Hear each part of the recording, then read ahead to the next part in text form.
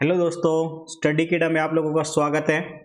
कल की क्लास में हमने इलेक्ट्रिक चार्ज के बारे में पढ़ा था और इलेक्ट्रिक चार्ज हमने डिटेल में भी स्टडी किया था। अगर आप फर्स्ट टाइम वीडियो देख रहे हैं तो एक बार पुरानी वीडियो जरूर देख लीजिएगा, अदरवाइज कंसेप्ट आपके थोड़े मिस हो सकते हैं, है ना। आज की क्लास में हम बेसिक अपना इलेक्ट्रिक करंट के बारे में देखेंगे। भाई चार्ज का तो हमें पता चल गया है ना, और इलेक्ट्रिक करंट हमने पढ़ा था चार्ज वाली क्लास में कि इलेक्ट्रिक करंट क्या होता है, फ्लो ऑफ चार्ज होता है। यानी किसी कंडक्टर में से चार्ज का जो फ्लो होगा उसी फ्लो को हम क्या कहेंगे, इलेक्ट्रिक करंट कहेंगे। तो बेसिकली देखो, कंडक्टर और इंसुलेटर के स्टेटमेंट में आपने पहले से भी पढ़ा हुआ होगा, एक होता है वर्ड कंडक्टर और एक होता है इंसुलेटर, है ना। कंडक्टर क्या होता है, जिसमें से करंट का फ्लो यानी चार्ज का फ्लो इजीली हो जाए, इजीली फ्लो ऑफ चार्ज, ठीक है, उसको आप कंडक्टर कहोगे। जैसे कि एग्जांपल में कॉपर वायर है आपकी, है ना, कॉपर हो गई, सिल्वर हो गई और एल्यूमिनियम हो गई। ह्यूमन स्किन यानी ह्यूमन बॉडी हो गई, और एनिमल बॉडी भी डाल सकते हो आप, और अर्थ भी, है ना, अर्थ। ये सब अच्छे कंडक्टर में आते हैं। याद रहे यहाँ से कि ये जो सिल्वर है ये बेस्ट कंडक्टर में आता है, बेस्ट कंडक्टर ऑफ इलेक्ट्रिसिटी, ठीक है। सिल्वर किस में आता है, बेस्ट कंडक्टर ऑफ इलेक्ट्रिसिटी। तो एक क्वेश्चन आपका यहीं पे है कि बेस्ट कंडक्टर ऑफ इलेक्ट्रिसिटी कौन सा मटेरियल होता है, वो सिल्वर होता है, ठीक है। तो कंडक्टर था इजीली फ्लो ऑफ चार्ज। अब इंसुलेटर में अगर आप देखोगे ना, तो इंसुलेटर में से क्या होता है, करंट फ्लो नहीं हो पाता इजीली, यानी flow of charge is not easy, flow of charge is not easy, मतलब इनमें से चार्ज का बहना आसान नहीं है। कुछ केस में तो बह सकता है, जैसे मान लीजिए प्लास्टिक की चेयर है आपकी, अगर आप उसके एक एंड पे कोई कंडक्टिंग वायर यानी जो लाइव वायर है उसको टच कराओगे, दूसरे एंड पे आप अपने हाथ से टच करोगे तो करंट नहीं लगेगा। लेकिन अगर मैं उस चेयर को गीला कर दूं या मेल्ट करा दूं, बिल्कुल ही मेल्ट कराने के बाद मैं एक पॉइंट से लाइव वायर को उसमें डालूं और दूसरी साइड से आपको टच करने के लिए बोलूं, तो आपको शॉक लगेगा उस केस में। यानी नॉर्मल केस की बात हो रही है फिलहाल। तो इंसुलेटर कौन से सब्सटेंसेस है जिसमें से चार्ज का फ्लो इजी ना हो, उसको इंसुलेटर कहते हैं हम। एग्जांपल में क्या क्या आ जाएंगे आपके, भाई चेयर है ना, रबर है, वुड हो गई, लकड़ी हो गई, पेपर हो गया, कागज जो हो गए, ये सब आपके इंसुलेटर में आते हैं। तो कंडक्टर और इंसुलेटर के बीच में डिफरेंस आपको मालूम होना चाहिए। यहां से भी आपका क्वेश्चन आ सकता है, आपको एग्जाम में दे देगा which one of the following is not a conductor या इज नॉट एन इंसुलेटर, ठीक है ना। तो आपको कंडक्टर इंसुलेटर के बारे में पता होना चाहिए। कंडक्टर वो सब्सटेंसेज हैं जिनमें से चार्ज का फ्लो इजीली हो जाए। अब बेसिकली चार्ज का फ्लो इजीली का होने का मतलब क्या है, देखो एक बार इस चीज को भी समझो आप। मान लीजिए मैं आपके सामने दो मटेरियल ऐसे रख दूं, भाई एक मटेरियल ये हो गया और एक मटेरियल ये हो गया। मैं बोलूं कि भाई ये वाला जो मटेरियल है ना, ये तो है इंसुलेटर, और मैं आपसे कहूं कि ये वाला मटेरियल है कंडक्टर। तो दोनों में डिफरेंस क्या है, देखो। अगर आप कंडक्टर के ऊपर चार्ज रखोगे तो वो चार्ज यहाँ पे स्टैटिक नहीं रहेगा, यानी यहाँ पे रुका नहीं रहेगा। यहाँ पे रखने के बाद या तो ये इस डायरेक्शन में मूव करेगा या इस डायरेक्शन में मूव करेगा, ये स्टेबल नहीं रहने वाला है कंडक्टर के ऊपर, यानी स्टैटिक। आपने रखा, जैसे कि मान लो ये है, आपने यहाँ पे चार्ज रखा, तो यहाँ पे रखने के बाद ये यहीं पे नहीं रुकेगा, या तो इधर भागेगा या इधर भागेगा। यानी आप एक ऐसा मटेरियल जिसके ऊपर चार्ज रखने की कोशिश करोगे तो वो वहाँ पे स्टेबल नहीं रहेगा, वो पूरे सरफेस पे उस मटेरियल के फैलना शुरू कर देगा। उसको बोलते हो आप कंडक्टर, उस सब्सटेंस को, उस मटेरियल को कंडक्टर कहते हैं। इंसुलेटर के केस में ऐसा नहीं है भाई। देखो अगर आपने यहाँ पे चार्ज रखा ना इंसुलेटर के केस में, तो ना तो वो इधर जाएगा और ना ही इस डायरेक्शन में जाएगा, यानी वो अपनी लोकेशन पे स्टैटिक स्टेबल रहेगा उस मटेरियल के ऊपर। तो ऐसे केस को इंसुलेटर कहते हैं। यानी चार्ज तो कंडक्टर के ऊपर भी होता है और इंसुलेटर के ऊपर भी होता है। यानी इंसुलेटर भाई, जैसे आप पेन, नहीं, ये पेन है प्लास्टिक का, और आपने इस पे ऐसे रब किया बालों में, रब करने के बाद आप मिट्टी के पार्टिकल को अट्रैक्ट करते हो, तो ये क्या था, ये चार्ज ही तो डेवलप कराया है, इसलिए तो इसके ऊपर स्टेबल रह गया। लेकिन अगर आप यहाँ पे कॉपर की रोड लेके ऐसे करते, है ना, और आप मिट्टी के पार्टिकल को उठाने की कोशिश करते, तो अब नहीं होता। कारण क्योंकि कॉपर एक कंडक्टर था, मैं एक ह्यूमन बॉडी, तो मैं भी गुड कंडक्टर, चार्ज डेवलप हुआ, चार्ज यहां से आया मेरी बॉडी में से होते हुए अर्थ में चला जाएगा। समझ गए? तो कंडक्टर ऐसे मटेरियल है जिसमें चार्ज स्टेबल यानी स्टैटिक नहीं रह सकता, रुक नहीं सकता है, और इंसुलेटर ऐसे मटेरियल है जिसके ऊपर चार्ज स्टैटिक रह सकता है। अब यहां से फिर से दो वर्ड आते हैं, एक तो आता है करंट इलेक्ट्रिसिटी, जो आपने अभी देखा है ये word, current electricity flow of charge, यानी कंडक्टर के बारे में पढ़ते हो आप, और एक वर्ड आता है भाई इलेक्ट्रोस्टैटिक। इलेक्ट्रोस्टैटिक, इलेक्ट्रोस्टैटिक मतलब charge at rest, study of charge at rest, यानी चार्ज मूव नहीं कर रहा है, रेस्ट में ही है, उस केस में आप इंसुलेटर की प्रॉपर्टी देखते हो। और इलेक्ट्रोस्टैटिक में अगर आप एग्जांपल देना चाहो तो किस किस का दे सकते हो, जैसे फोटोस्टेट की मशीन होती है, फोटोस्टेट, उस मशीन में भी आप इलेक्ट्रोस्टैटिक की स्टडी करते हो। CRO ट्यूब हो गई, कैथोड रे ऑसिलोस्कोप। CRO तो आपने कहीं नहीं देखा होगा, लेकिन एक एग्जांपल देता हूँ, पुराने वाले टीवी देखना, ऐसे पीछे बॉडी सी निकली रहती है, उसमें मोटी सी बल्ज, उसमें ना एक छोटा सा ऐसे ट्यूब पॉइंट रहेगा पीछे की तरफ, वो CRO ट्यूब है, कैथोड रे ऑसिलोस्कोप बोलते हैं उसको। और जो ये जो चिमनीज होती है ना कारखानों वगैरह में, जिससे धुआं निकलता है, उसके ऊपर एक मटेरियल लपेटा जाता है चारों तरफ, जिसपे चार्ज डेवलप किया जाता है, ताकि जो स्मोक है उसमें हार्मफुल ऑब्जेक्ट्स है वो एटमॉस्फेयर में ना जाए, वो वहीं पे डिपॉजिट हो जाए। क्योंकि जब स्मोक के अंदर पार्टिकल्स, हैवी पार्टिकल्स ट्रेवल करते हैं ना, तो रबिंग होती है उनके बीच में, ऐसे फ्रिक्शन होता है, और फ्रिक्शन होने की वजह से चार्ज डेवलप होगा, तो वो उस चिमनी के चारों तरफ ही डिपॉजिट हो जाते हैं, हार्मफुल सब्सटेंसेस एनवायरनमेंट में नहीं छोड़ते। तो ये इलेक्ट्रोस्टैटिक के एग्जांपल है। इसमें आपको क्वेश्चन बोल देगा which one of the following is a application of electrostatic, है ना। इलेक्ट्रोस्टैटिक का मीनिंग पता होना चाहिए आपको, और आपको एप्लीकेशन के बारे में पता होना चाहिए, जैसे फोटोस्टैट है, CRO ट्यूब है, वही चिमनी हो गई, ये सब किस प्रिंसिपल पे काम करते हैं बेटा, ये सारे के सारे इलेक्ट्रोस्टैटिक पे करते हैं। ठीक है, तो ये थी बेसिक चीजें यहाँ पे। अब बात कर रहे थे हम इलेक्ट्रिक करंट, है ना। तो इलेक्ट्रिक करंट क्या था, फ्लो ऑफ चार्ज, चार्ज के फ्लो को ही आप क्या कहते हो, इलेक्ट्रिक करंट कहते हो। तो मैं यहां पर आपको एक बार थोड़ा सा और डिटेल में समझाता हूं इलेक्ट्रिक करंट को।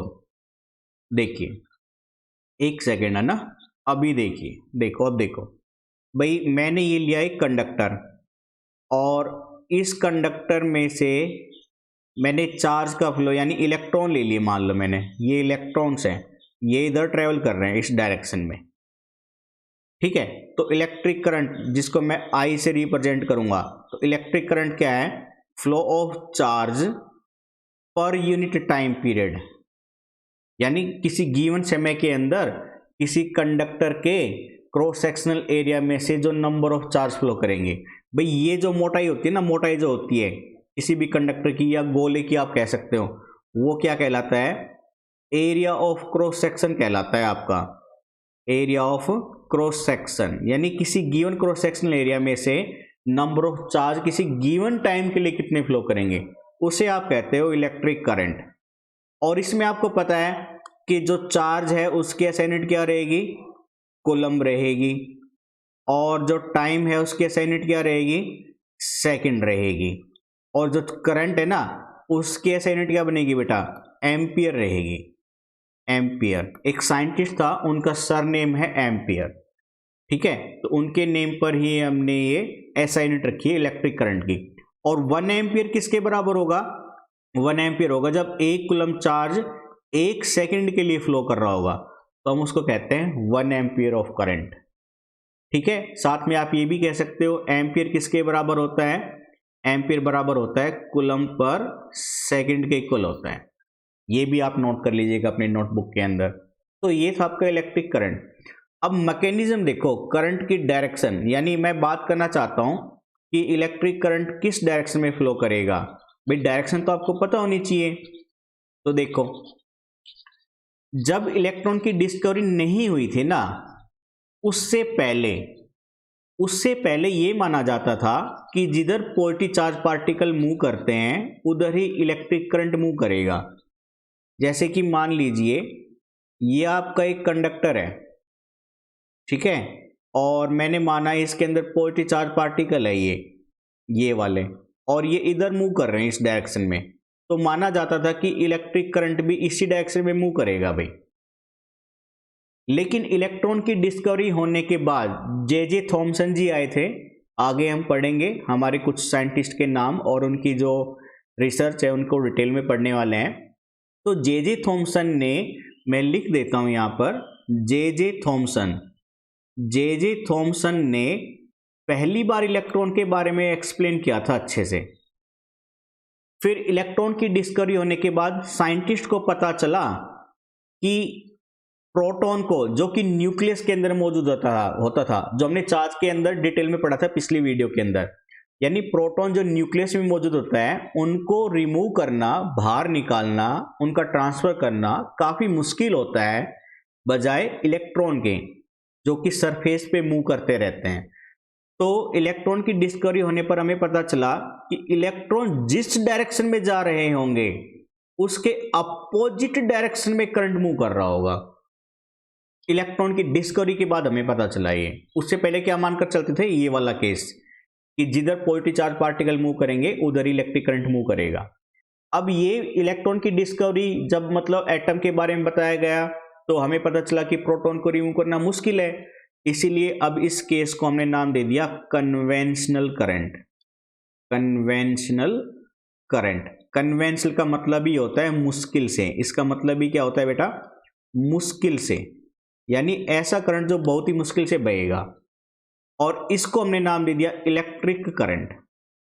इसको हमने नाम दे दिया इलेक्ट्रिक करंट, या इलेक्ट्रॉनिक करंट भी बोल देते हैं इसी वैल्यू को, इलेक्ट्रॉनिक करंट बोल देते हैं इसी केस को, ठीक है ना। तो इलेक्ट्रिक करंट क्या होता है, करंट की वो डायरेक्शन होती है जो अपोजिट में रहेगी फ्लो ऑफ इलेक्ट्रॉन के। और कन्वेंशनल करंट क्या है, इलेक्ट्रॉन मतलब करंट की वो डायरेक्शन रहेगी जिधर पॉजिटिव चार्ज पार्टिकल मूव करते हैं। ये दोनों वैल्यू आपको पता होनी चाहिए। क्लियर ये चीज। और इसके बाद करंट को मेजर करने के लिए किस इक्विपमेंट का यूज किया जाता है, वो होता है आपका एमीटर। भाई मानकर चलो आपने एक सर्किट डेवलप कर ली, जैसे आप अपने घर के अंदर ही बात करो, आप अपना जो स्टडी रूम है उसमें मान लो भाई मैंने ये उसमें एक बल्ब ले लिया, मान लीजिए ये बल्ब है आपके स्टडी रूम का, ठीक है, और ये कनेक्टेड है आपकी सप्लाई बैटरी से या सेल से। मैंने ये सेल मान लिया एक, इससे कनेक्टेड है, तो करंट पॉजिटिव प्लेट से जाएगा और नेगेटिव प्लेट की तरफ होगा। करंट की डायरेक्शन ये याद रखना भाई, पॉजिटिव प्लेट से नेगेटिव प्लेट की तरफ ऐसे आता है। क्यों बहता है अभी बताया मैंने, क्योंकि नेगेटिव प्लेट से इलेक्ट्रॉन इधर जाना पसंद करेंगे और करंट फिर उस डायरेक्शन में जाना पसंद करेगा जो कि अपोजिट होती है फ्लो ऑफ इलेक्ट्रॉन के। तो हम बात कर रहे थे आपके स्टडी रूम की। आपके स्टडी रूम में जो बल्ब है आपको मेजर करना है कि वो कितना करंट ले रहा है, यानी उसमें से जो चार्ज का फ्लो है पर सेकंड कितना जा रहा है, आपको वो मेजर करना है। इलेक्ट्रिक करंट आई मेजर करना है। उसके लिए आप एमीटर का यूज करोगे भाई।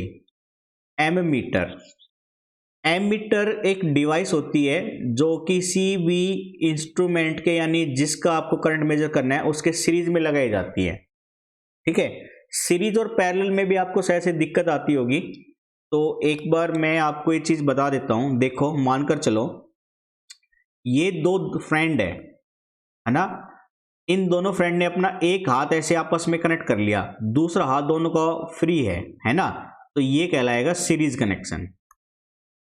और अगर मैं आपसे कहूं ये एक फ्रेंड था और ये दूसरा फ्रेंड है, इसने अपना ये हाथ इससे फ्रेंड कनेक्ट कर लिया और अपना ये हाथ इससे कनेक्ट कर लिया, आमने सामने ऐसे ऐसे कनेक्ट कर लिए दोनों हाथ, तो ये कौन सा कनेक्शन कहलाएगा, ये कहलाएगा पैरेलल, क्योंकि इनमें से किसी का भी हाथ फ्री नहीं है। समझ गए।